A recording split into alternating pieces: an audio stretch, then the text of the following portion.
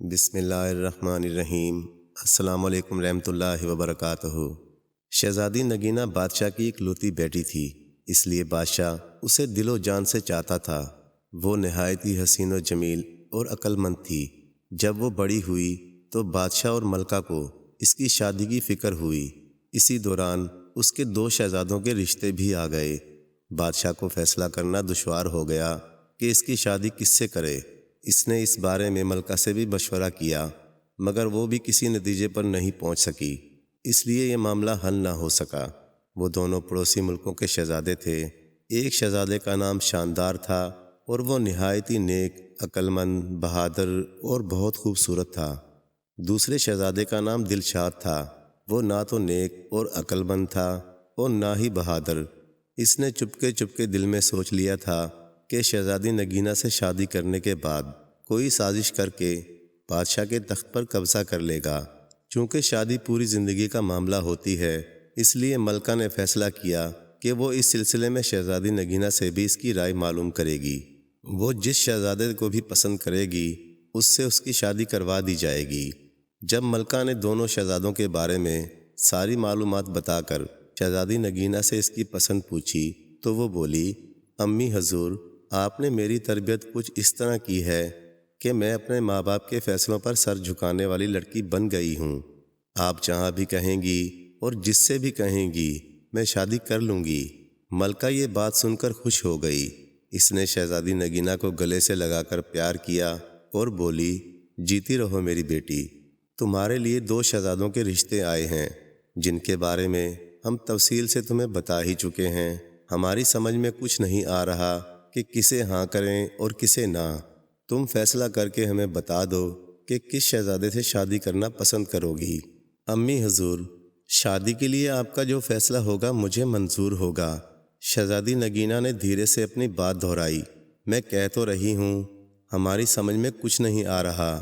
ملکہ نے قدرے جھنجھلا کر کہا۔ شہزادی نگینہ کچھ سوچ کر بولی، تو پھر ٹھیک ہے، میں اس شہزادے سے شادی کروں گی جو میری 3 شرطیں پوری کرے گا۔ وہ شرطیں کیا ہیں؟ ملکہ نے حیرانگی سے پوچھا۔ شہزادی بولی، میری پہلی شرط یہ ہے کہ وہ اس تالاب میں تیر کر دکھائے جس میں آدم خور مگرمچھ رہتا ہے۔ میری دوسری شرط یہ ہے کہ وہ چاولوں سے بھری ایک پوری دیگ کھائے۔ میری تیسری اور آخری شرط یہ ہے کہ وہ سوتا ہوا گھوڑا لائے اور اس پر سواری کر کے دکھائے۔ شہزادی نگینہ نے مسکراتے ہوئے کہا۔ ملکہ اسے حیرت سے گھورنے لگی اور پھر اٹھتے ہوئے بولی، اس کا مطلب ہے کہ تم شادی کرنا ہی نہیں چاہتی ہو۔ کوئی بھی تمہاری یہ عجیب و غریب شرطیں پوری نہیں کر سکے گا۔ تمہیں پتہ ہے تالاب کا آدم خور مگرمچھ کتنا خوفناک اور بڑا ہے؟ کس میں ہمت ہے کہ وہ اس تالاب میں تیر کر دکھائے؟ پھر کون سا شہزادہ دیگ بھر کر چاول کھا سکے گا؟ شہزادے تو ویسے بھی نرم و نازک ہوتے ہیں، تھوڑا سا ہی کھا لیں تو ان کا پیٹ بھر جاتا ہے، اور سوئے ہوئے گھوڑے پر بھلا کون سواری کر کے دکھائے گا؟ گھوڑا سوئے گا یا پھر بھاگتا پھرے گا؟ اس کی باتیں سن کر شہزادی مسکرانے لگی۔ اسے مسکراتا دیکھا تو ملکہ کو تھوڑا سا غصہ آ گیا، اس لیے وہ خفگی سے اٹھ کر بادشاہ کے پاس آئی اور اس سے اس کی لاڈلی بیٹی کی شکایت کی۔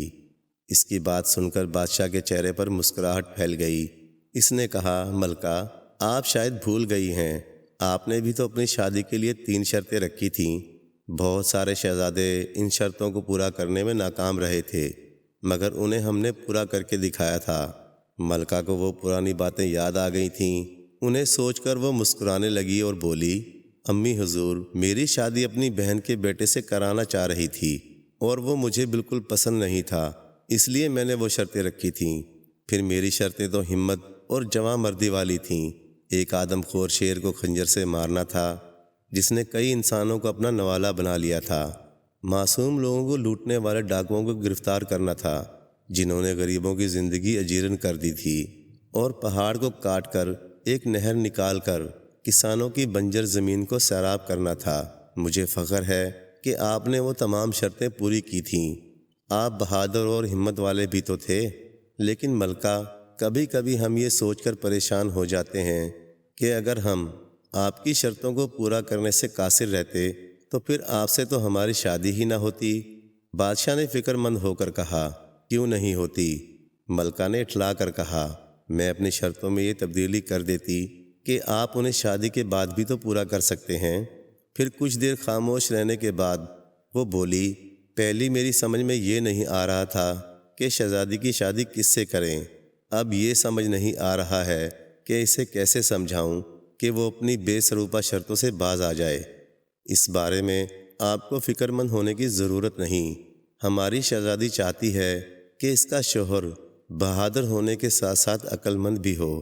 اگر کوئی ذرا سی بھی عقل لڑائے تو شہزادی کی شرطیں بآسانی پوری کر سکتا ہے۔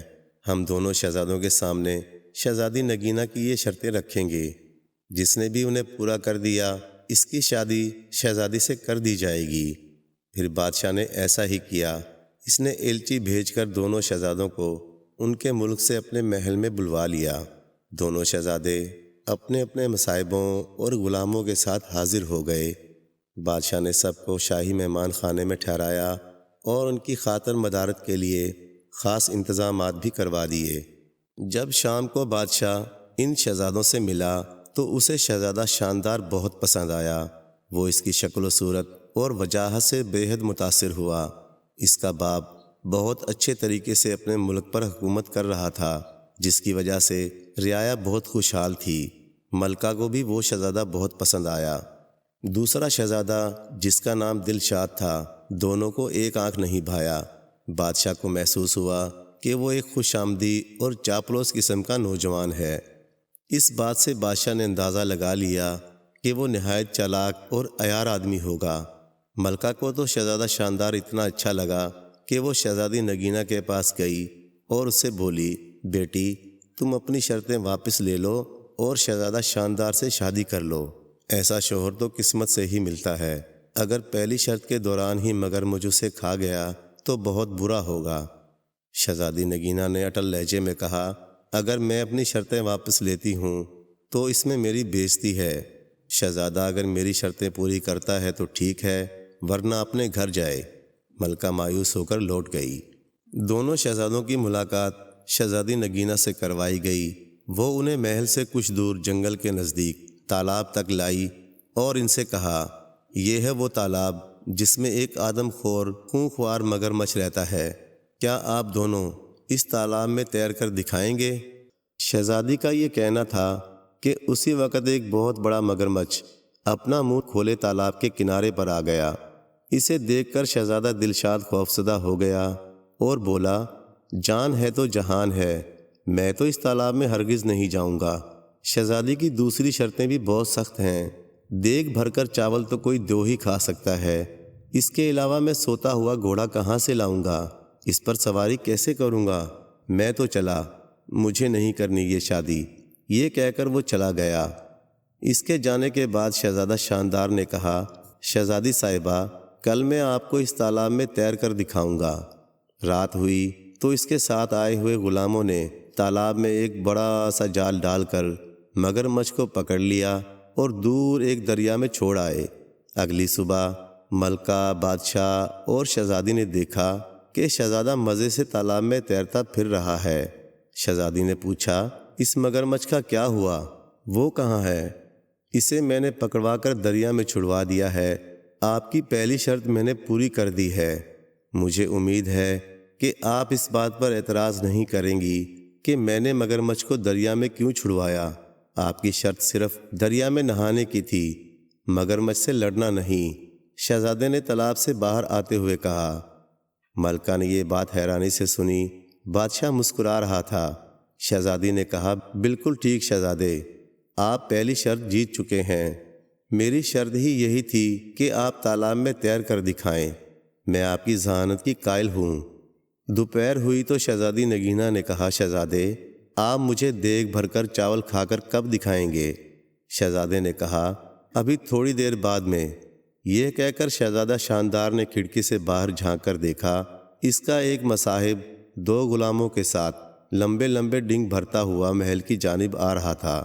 شہزادہ شاندار بادشاہ سے اجازت لے کر باہر نکلا اور اپنے مصاحب سے کوئی چیز لے کر جیب میں رکھی اور واپس آ گیا۔ اتنی دیر میں ملازموں نے دسترخوان چن دیا۔ وہ اپنے ساتھ چاولوں کی ایک بہت بڑی سی دیگ لے کر آئے تھے۔ جسے انہوں نے دسترخوان کے بیچوں بیچ رکھ دیا۔ دیگ کو دیکھ کر بادشاہ کے چہرے پر فکر مندی کے آثار نظر آئے۔